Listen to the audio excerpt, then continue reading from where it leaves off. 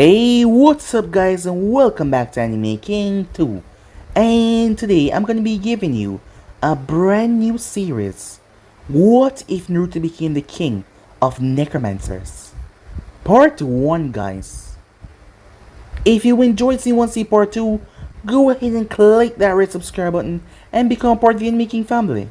And thank you for all of your help and your support. Remember to comment down below and tell me if you're new. I'll be replying talking back to all of you. And also guys, link will be down in the description if you want to go ahead and check it out for yourself for you guys to enjoy.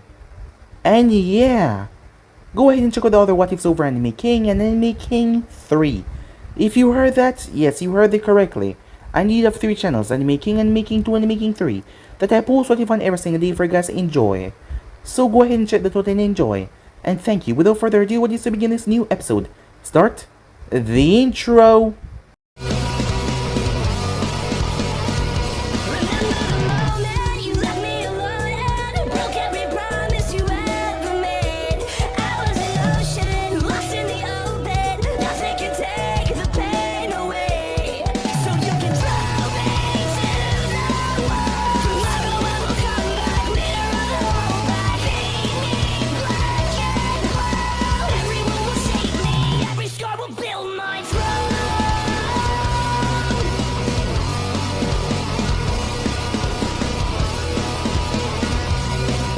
We begin this story in a clearing, away from the village hidden in the leaves. A massive giant nine-tailed fox was currently kept down by chains. The beast's 9 tails were trying to move freely from the bindings, while the monster kept glaring down at the red-haired woman that was responsible of holding him down. In a moment of weakness that had the woman lose enough strength to make the beast get enough room to move, the beast lashed out its claws to rip through the young infant that they were trying to seal him inside of with its sharp nail. No! The cry of a man and woman could be heard as the 2 people flashed in front of the claws. Ripping through both of them, the claws did. They stomped their foot in the earth, slowing it down, and the claws stopped right in front of their baby. Huh, you always have to steal my scene, huh, Kushina-chan? The blonde man behind her said, a serene smile on his face even though he had a gaping hole in his stomach. A mother always protects her son. Can't have you take all the glory. As a good parent, Minato, the woman, Kushina Uzumaki, said with a small giggle as she protected her small son. It's time. I need to use a Shiki Fusion. Now that the Kyuubi is restrained, we need to tell it to Naruto. Our final words. The chakra chains of Kushina force the claw back out of their bodies. Naruto said, Kushina, my baby, my wonderful baby, as tears ran down her cheek, happy that the sleeping boy was not forced to see his mommy dying in such a way. My son, I'm sorry for what I'm about to do. Both parents, we're saying your final goodbyes. Remember that mommy will always... Oh crap! Another one. Another dramatic farewell. A male voice shouted in annoyance, interrupting the 2 adults. Just die already, he said. Shut the hell up, asshole, a female voice said. At least those people die with a bit of dignity. And it's so romantic, having them give their last farewell to their newborn baby. When was the last time you did something so romantic? Oh, I'll tell you when. Never, the female said. Romantic? I can do romantic. What about this? He challenged. The girl blinked. Humping a tree is not romantic. You asshole. Stop thinking with that thing of yours for a minute. There was a sound of something being slapped hard right after her statement. Both humans and rampaging fox saw it drop at this sudden interruption that ruined the dramatic moment. The mysterious duo finally showed themselves moments later, still arguing, and with the woman glaring at the man in annoyance. The woman was fairly young, with a deathly pale complexion, brown hair, and emerald green eyes. Her face was painted to represent a human skull. She was wearing a black dress with an ample skirt. The man was wearing a top hat, a black tuxedo, dark glasses, and cotton plugs in his nose. His skin was as black as the night, and just like the woman, his face was painted in white to show his skull, as he was happily smoking a cigarette. As he stopped near Minato and Kushina, he lowered his sunglasses as he blew smoke in Minato's face. As Minato coughed, Kind of painful, isn't it? He asks. What do you think? Said Minato, as he clutched his bleeding stomach. Minato was surprised that he was alive. Ignore the bastards, he's full of rum up to his ears. I'm starting to think that rum is the thing that pumps in his veins, and not blood. And that, my friend, the man said, is why man should not get married. Why risking bringing that bitch home forever when you can just get one for the night, he said. Yeah, love you too, the woman said, waving him off. A strange glass appeared in her palm, with liquid inside, a brown liquid, as she sat near the baby. Who are you? Said Kushina. Me? Oh sweet, you should know me. I'm a dear colleague of someone that you people know very well, the man said, as he took off his hat and bowed in a rather over-dramatic fashion. Who? Asked Minato, as he covered his wife even in his wounded state. He's here already. Come out, you idiot, the woman said in a barking yell.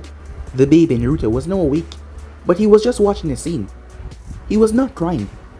Last time I checked, this was my territory, a voice spoke. Minato and Kushina saw the long white mane hair and purple skin. It was none other than a dead god, the Shinigami. So what? Can't another psychopomp pay a visit to another? The man said with a shrug. Psycho what? Said Kushina.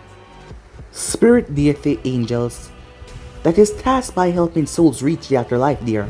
The woman replied to Kushina. Samedi. The Shinigami said with a groan as he rubbed his eyes.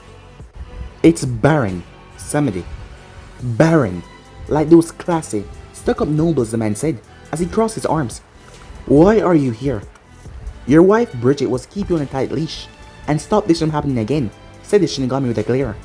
Why I'm here? Simple.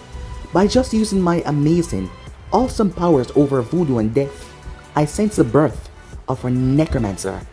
Unfortunately, it was born in your area. I thought, lucky bastard. But then, I thought, know what? Screw the rules.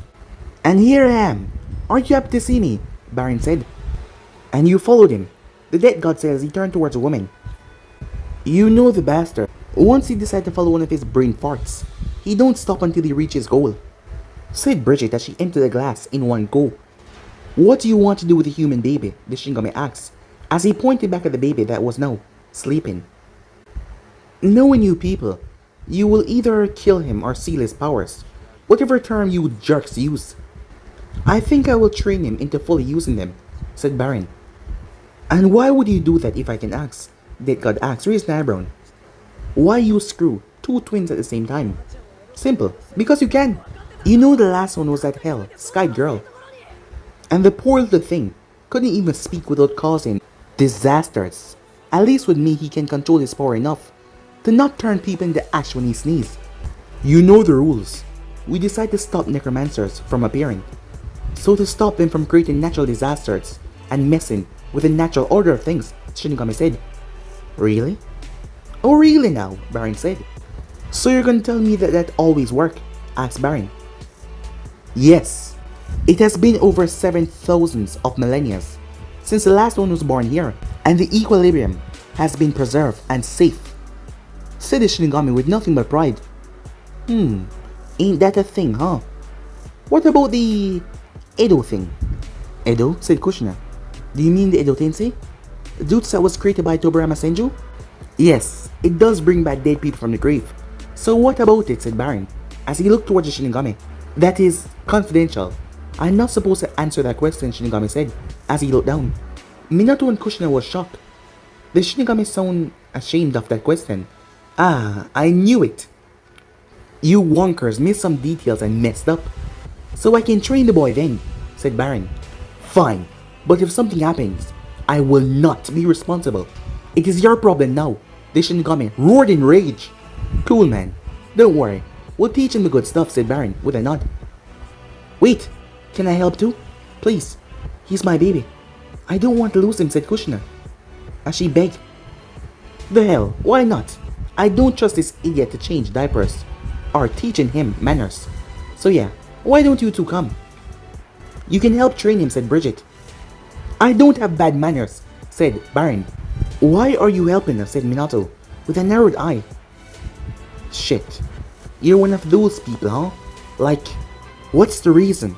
Why are you doing this? Why can't I find my wallet and my panties? You won't know why I'm doing this is because your kid is the first necromancer I have seen in over 600,000 years.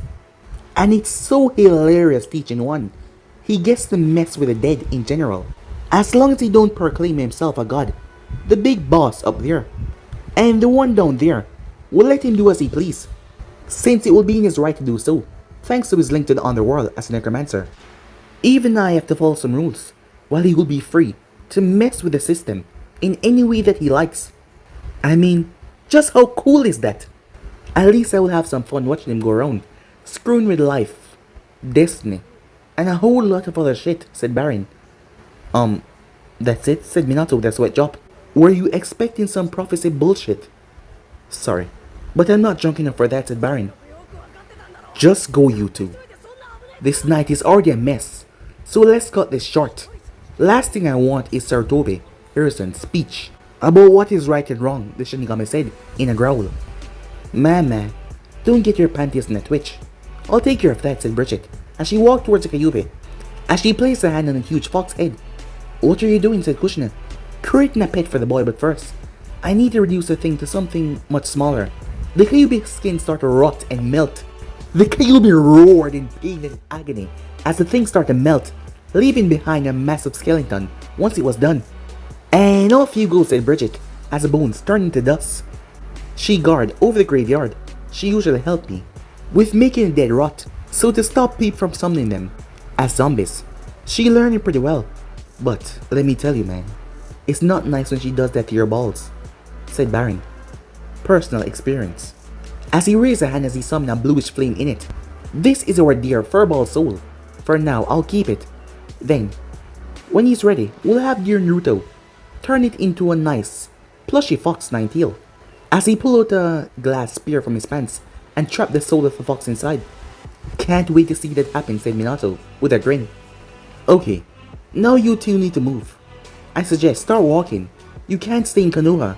People will ask questions or probably keep you under surveillance, trying to know and want to study your sun power. I suggest the sand since it's near and out in the desert. And you will be away from prying eyes, said the Shinigami. What? I won't leave my village behind, said Minato. Then choose. Your son's future or the village, telling them that you seal a beast in the boy, hoping that they won't hate him for that.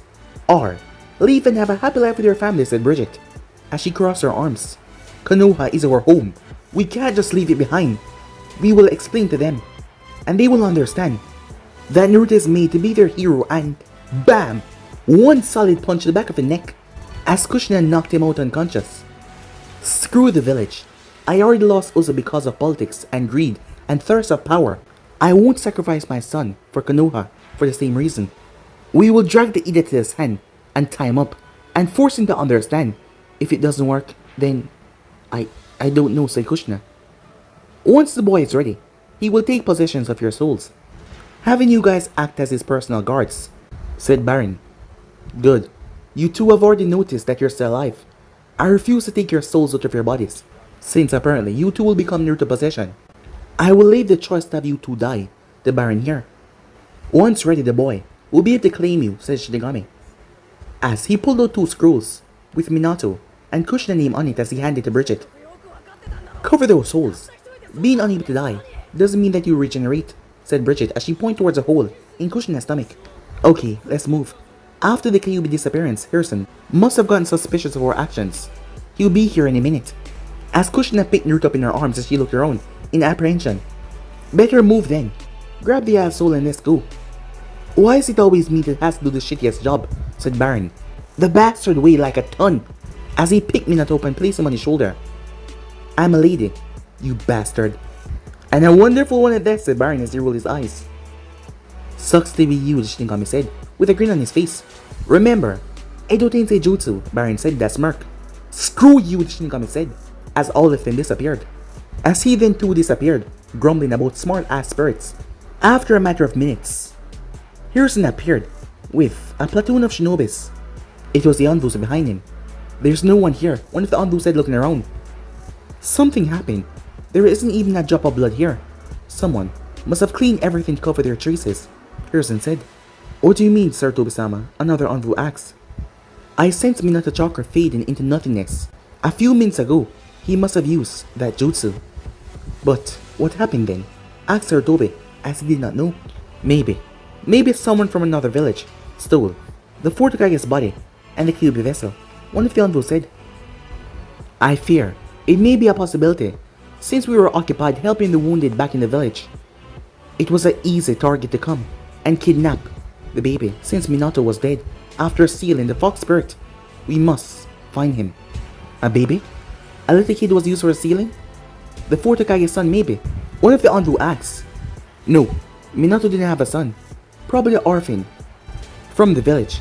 He wouldn't have put that burden on a kid, knowing how his family would be targeted, said Sir Tobi. I can't let anyone know about Naruto heritage. Him being a Jinjutsu put him under enough danger without people finding out about his parents and the enemies that will come after him because of that. Hiruzen thought sadly. We will find him, Sir Tobi-sama, that boy. It's Konoha property after all. The captain said. The man behind him nodded. Not a property. Naruto is our asset. Minato left him with us, hoping that one day he'll protect our village with all the power at his disposal, no matter what. Yes, all of the envoys said, as they all split in multiple directions, trying to find a trace of the boy. I will find him, Minato. I know why you use your son. I know you wish for him to be your guardians and protector, even knowing that the villagers would have been hostile towards him. You know that the boy would have been happy to protect us, even being shunned or ignored. Can't expect anything less from your son. I will find him, and I will do my best to teach him as best as I can.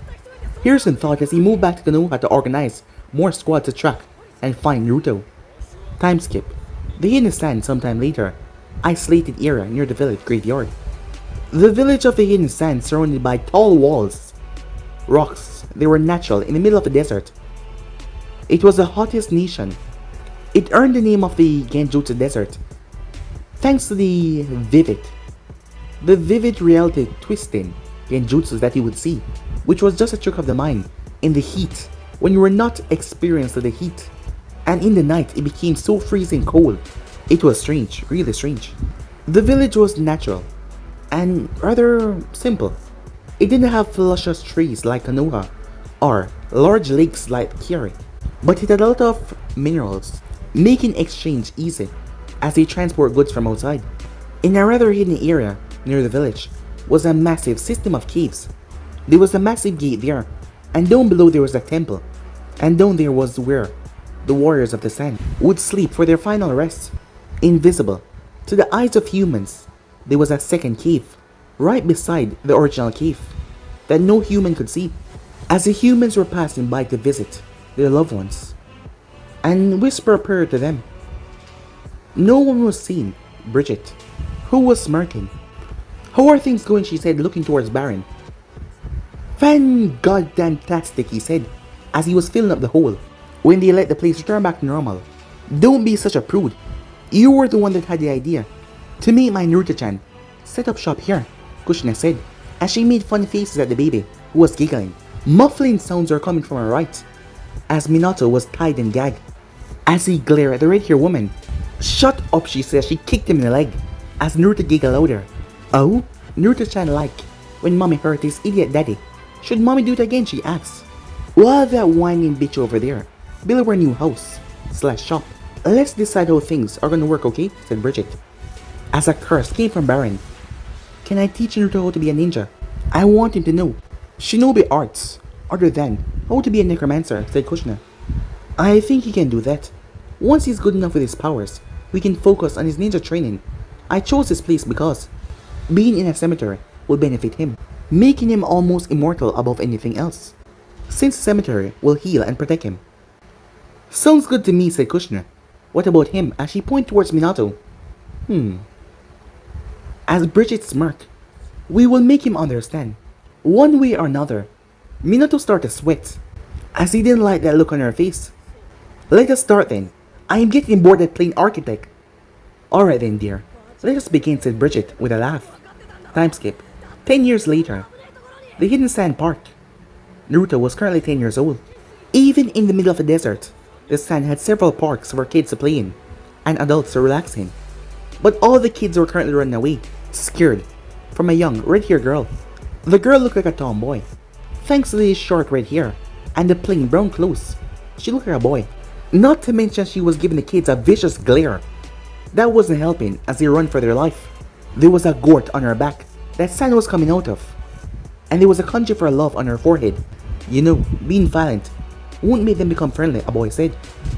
The girl turned her head towards the young blonde, who was wearing a black and white jumpsuit. Shut up, or I'll kill you, she said. That would be unwise. No, let's say completely stupid, said Naruto with a grin.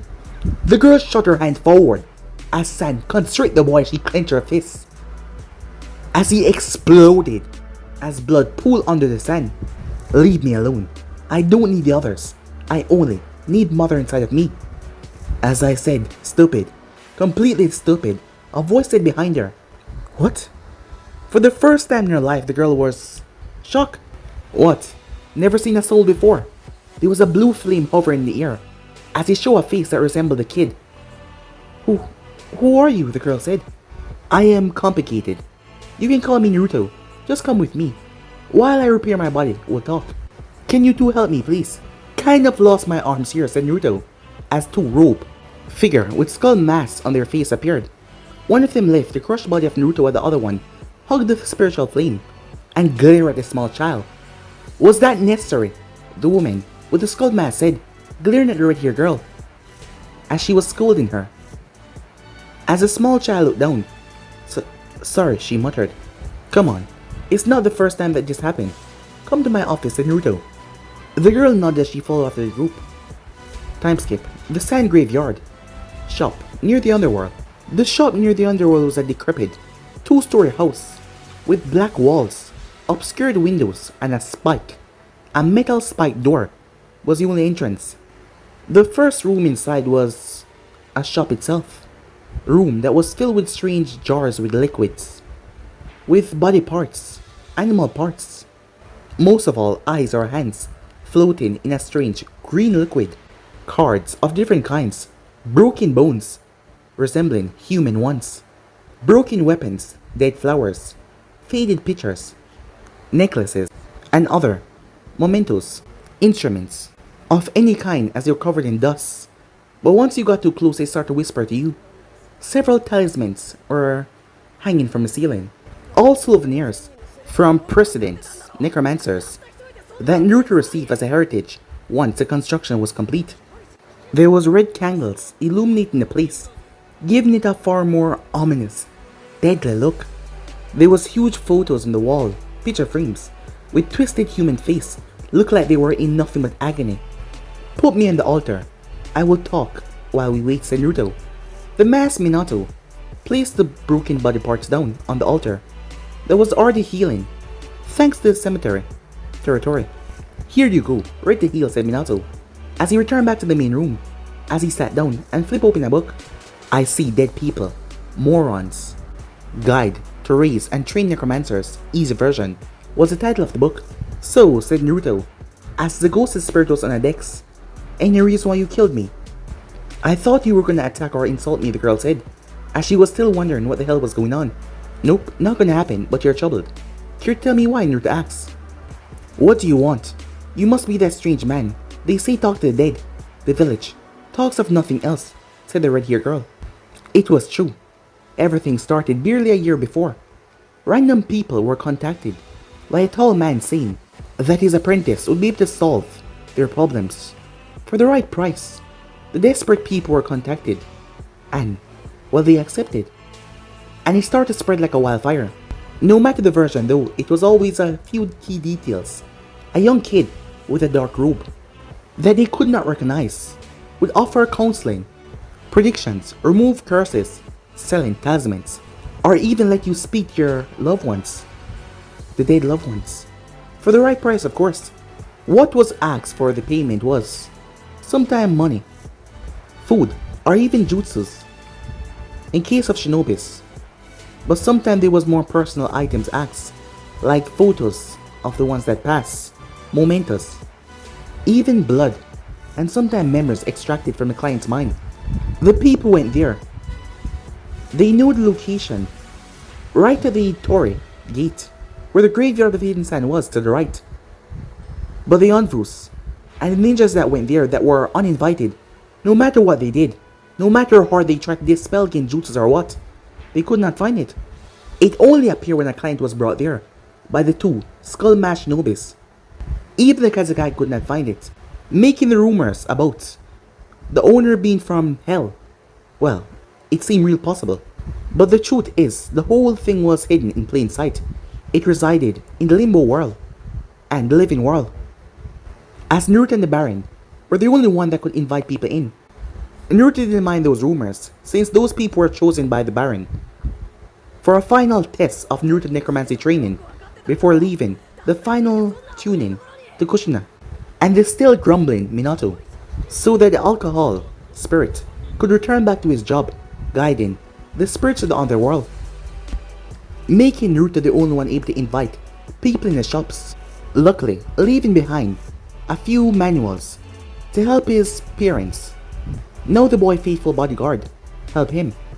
Yes, I am that man people talk about, but I prefer the name Baron Shi. Thank you. So, what makes you act so bloodlusted? Naruto asks.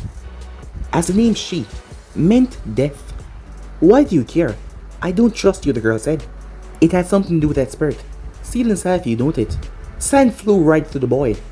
What do you know about mother? The girl asks, hating that she could not kill him, as a voice in her head demanded. For starters, I can tell you, that thing is not your mother, since that soul is not of humankind, and I will ask you to stop. If you don't, you will force me to become violent, he said. Violent? No one can touch me. Mother protects me. We'll see. The ghost Naruto shot forward. The girl created a sand wall, but he phased right through it and entered through her mouth. The girl started to thrust her in her seat as he grabbed her hair, roaring in pain as she fought herself.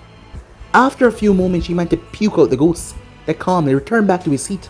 You sure have a crazy tenant, but as you can see, it's not your mother. As Naruto looked over towards his body, that was now fully healed. Who are you? What's that thing inside of me? Where's my mother? The girl asks, the sand twisting around her. Just a moment. The flame entered through the mouth of the body. As the blue eyes of Naruto opened up. Better, said Naruto as he jumped up.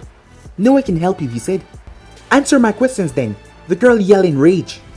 Stop screaming, then I'll help you. First thing first, let's talk with your real mother. No, I don't want to speak to her. I know that she hates me. My very uncle told me the same thing, after he too tried to kill me last year. Sorry if I don't believe you. Considering that you have a rampaging beast sealed inside of you, I believe that you were manipulated into believing that, said Naruto. You will see, she said. But what do you want in exchange for making me talk to her and my uncle? I'll tell you that later. Now shut up and let me focus. Speaking with the dead is not simple for me. I'm still training, said Naruto, as he took 5 candles and placed them on decks. Light off and let's start, he said. The lights all went off. The candles were their only source of light. I need to speak to this girl's mother. Is she there? As Naruto's eyes lost all of its color, becoming dull. Who is speaking? A voice demanded, as the candle flames turned blue. I am Baron Shi, Necromancer, Master of Dark Arts, the one who speaks to the dead, and I need to talk to 2 souls in your realm, a young woman and a man recently deceased, respectively, the mother and uncle of the girl you see in front of me, Baron Shi. Your request has been granted. Those souls will now approach you. The mother will be first. The echo of the voice said through the entire room. Who's there? Sahara? Is that you? That's my name. Why are you doing this? Everyone knows my name. Why are you tricking me? The girl, now known as Sahara, said in anger. I admit, you're pretty famous here, so knowing your name is not impossible. But I'm not trying to trick you, said Naruto. Then how do I know this is not a lie? You can't. But you can trust me and accept that your mother is here. Right. Karura. My wonderful baby. What happened to you? What did your father do to you? The voice said in a sad voice. He helped me understand I can only love myself, not expecting others do the same. Uncle confirmed it before I killed him, Sahara said. I was forced to. Your father tasked me with that attack to see how you would react. Before I die, I saw Chicago eyes on you. That is why I told you that my sister hated you. I was referring to the Bijou sealed inside her body. I believe the Bijou had took over completely. I'm sorry, a male voice said, between sobs. You are Yoshimaru, right? What happened during the sealing? Naruto asked. Shikaku was sealed while she was still inside the womb. Her husband wanted the girl to be the ultimate weapon of the hidden Sen. When she was born prematurely, some complications caused my sister's death. But he still did not care. He focused on turning Sahara into his weapon when it was clear the girl was unable to fully control Shikaku without losing herself into rage. I was ordered into attacking her as a last test to see how she'd react, said Yoshimaru. Since then, I was continuously attacked by our shinobis, said Sahara as she looked down. And now he consider you a failure, and wants to take you out and seal a Bijou inside of another body. I'm so sorry, my dear. If only I hadn't died. Korora said. Do you really hate me? Do you really hate giving birth to me? The girl asked gently. No, as with your sisters. I was so happy to know I was giving birth to you.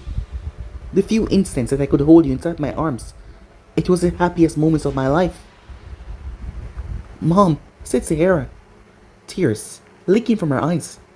I may be able to summon your soul from the grave, but I will have to bind it to something to make it last forever, said Naruto. Baron Shi-sama, can Shikaku's seal work for that? I am a human soul, so I shouldn't overpower the seal with my presence, the woman asks. And the Bijou? It might try to reject or even absorb you, said Naruto. I know her. I'll be able to stay in the seal and stop her from influencing my little girl and make her be able to sleep peacefully. Her? Said Naruto. Shikaku is a woman? He said in disbelief. She is the only girl of 9 Bijou. The rest of us are all males. A whispering voice said, coming from the cat-sized plushy doll of a Kyuubi, who looked towards the kids with an unblinking gaze. Thank you for the explanation. Well then, I think we can start. Ready, Korora? Yes, I'm ready, Baron Shi-sama. Wait, what do you want in payment? Sahara said as she looked at him. What do I want in exchange? I know. You'll be my friend, said Naruto with a smile. What? The girl said wide eyes. I say that you need some good friends. And I also need some friends myself, said Naruto. The few I had until now was just spies, people paid and forced to spy on me. The punishment for the people paid them to spy on me wasn't very nice, said Naruto as he pointed at the paintings of the screaming faces. Those are, Sahara said in shock. Trapped souls, the men that tried to kidnap me, using my so-called friends as bait to capture me, who want to use me and my powers for their goals. I don't appreciate that kind of people. I have powers over death. I can't let people play with those powers. As for the kids, I erased their memories of me, about me being Baron Shi. Luckily, no one else knows about this, said the boy. They tried that with me as well, gained my trust, and then they betrayed me. But I won't do that to you. So how about it, friends? As she held out her hand. Nice to meet you then, Sahara-chan, said Naruto, as he took her hand and shook it. So then, let's call out your mother here with you, he said. The girl nodded eagerly. Time skip. A few minutes later, outside the graveyard. Where is she? The guard that was supposed to follow her didn't see her. A girl with 4 ponytails said as she looked around. As if you can trust those bakas. They're all idiots, I say. Temari. Another girl with war paint on her face said, Shut up, Kankyu. It's already difficult enough that she disappear without your comments, making it worse, said Temari. I can't see her, as San Anvu said, looking around. He was rather annoyed being forced to look for Sahara. Then just keep looking, Kankyu demanded. Big sister Temari, the red-haired girl said, coming out from the graveyard. Sahara! Temari yelled. Wait, did she just call you big sister? Kankyu said, in surprise. Big sister Temari, big sister Kankyu. I'm sorry for everything, the girl said. Wait, that's not normal. Is she really Sahara? Said Kankyu, confused. It's her, the Anvu said. No transformations, no hinge, no mask of any sorts.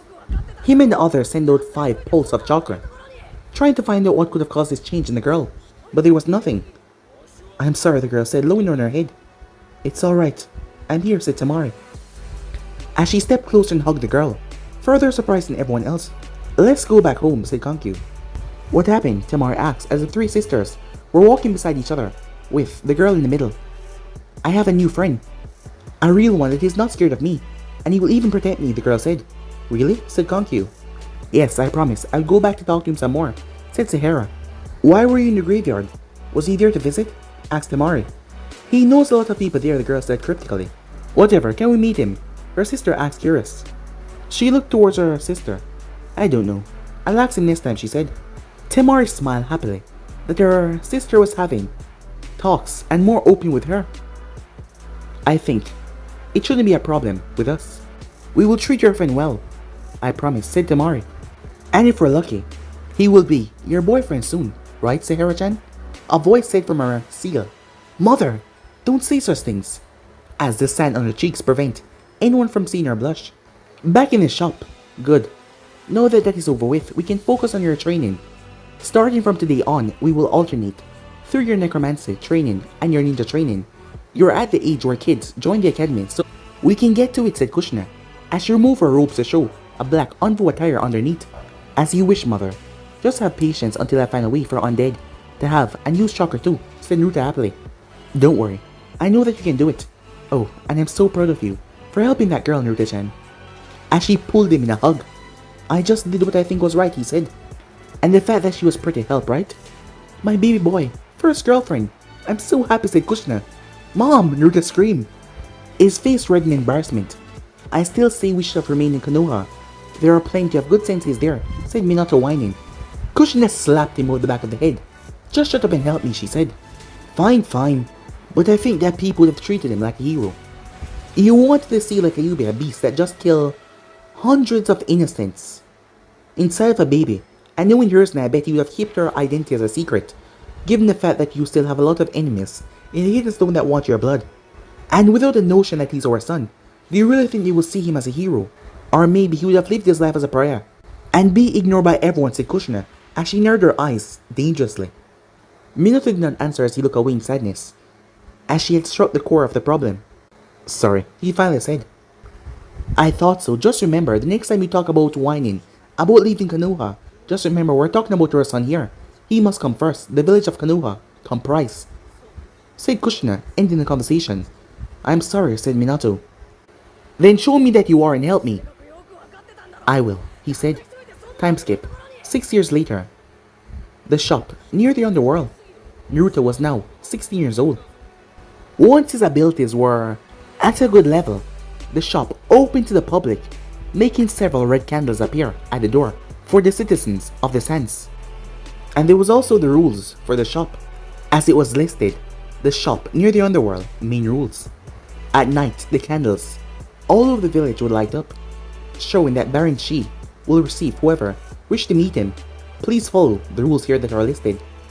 When requesting a meeting with Baron Shi, please blow over the fire, thinking about your request. If the candle stops burning, the request is accepted. Please wait for one of us to pick you up and accompany you to the shop. Number 2. Only one client per request. Should your request require someone accompany you, you both will be held responsible for the action of each. The one that is accompanying the one that is making the request cannot make a request of their own. Number 3. If more than one meeting is accepted, the one that is more important will be called first. If you see the flame turning blue, it means another request was accepted before yours, and you will see the flame dying down. Once it does, it is your turn. Number 4. No weapons. If not as a form of payment, weapons are not accepted that you can leave outside with the guards. Weapons will not be returned until a client is outside the shop. Any failure to comply or attack against Baron Shi, there will be severe punishments for the attacking client and your family and friends. 5. Payment. Baron Shi service as a price. By requesting his help, you automatically agree to pay whatever he sees fit to ask for. The payment will be decided before the start of the meeting with Baron Shi. That will be the last chance you have to deny that form of payment, and you can also request for another meeting later on. The payment change on the request and following the desire of that person at the moment. Failure to pay the price that is asked will result in severe punishment. Other minor rules will be listed during the meeting. Please follow all of them. From now on, the shop near the underworld is open. Thank you for your attention. People were excited to meet him after hearing that he could grant them favors. The great majority came with illness that were said to be impossible to cure. Adding to the mystery of the great Baron Shi, the man of miracle he was called, as he was able to tear away illnesses from the jaw of a dying man. Everyone was shocked. At the same time, those who got what they wanted and refused to pay, trying to force him into their demands, disappear without a trace. His predictions about the futures were also precise, and they were true. Shinobis and merchants pay him a visit, shinobis especially before a certain dangerous mission. People from other villages came over to pay him a visit. There was a white candle in the center of the village that you could not do anything to. Only visitors were able to use that one. As for the rest of the people of the village, they had the red candles all over that they placed their hand over to make their requests. Once it died down, someone would appear and bring them to the shop. For the visitors, they took the white candle and they did the same thing. Once it died down and it was ready, someone would appear and take them to the shop. There were rumors that even Kagis and daimyos hidden under transformations had meeting with the man, but it was never confirmed because there wasn't too much information, so people could not deny or confirm it. Now Naruto stood at his desk. She's late, the Kyuubi doll said in annoyance as the boy kept on petting him. She will come. You know that nothing can stop her from coming when she set her mind to it. As Sahara said that she wanted a meeting with him. She had a black candle. It was a VIP, as she could come at any time. She's such a nice girl. A wonderful girlfriend, Kushina said, as her eyes did not move from the game of chess she was having with Minato. A pity she's such a crude yandere, said Minato. There was a knock at the door. Veronica, please go greet our guests. Yes, Master Shi, the young girl said, smiling. She was an experiment. Samedi suggests that he did, so he can understand how souls work by creating a new soul, using his power of soul manipulation to create her. Veronica was a fairly young girl, with violet eyes and dark hair. There was an X-shaped stitching over her face, a result of showing that she was one of his operations, given the fact that there was stitching all over her body. The living puppet, as Naruto called her, he had summoned some master puppeteers to guide his body into building her.